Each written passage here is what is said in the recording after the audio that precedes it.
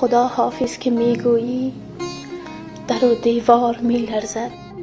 میان سینه ام چیزی هزاران بار میلرزد. جهان انگار بر روی سر من می شود آوار. دلم زخمی و جا مانده ته آوار می لرزد.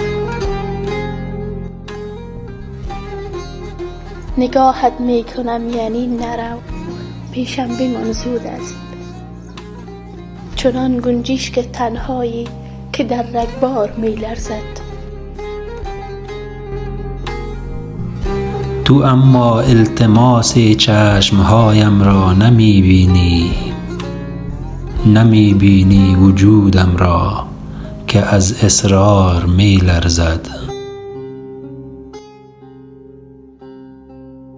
از اینجا مثل باران می روی پشت سرت، اما حواست نیست. خوشه خوشه گندمزار می لرزد.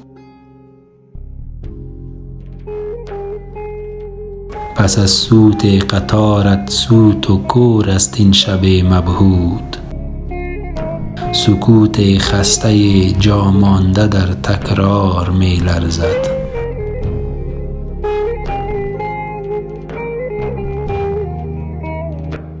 زمین دود و زمان دود و تمام آرزوها دود.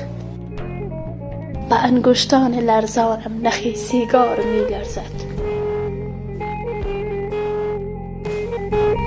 زمستان است و سرما سخت سوزان است بعد از تو. امید خستم از سوز لاکردار می لرزد. نماندن های تو شاعرترینم کرد تا دنیاست. بر روی شانه های دفترم خودکار می لرزد.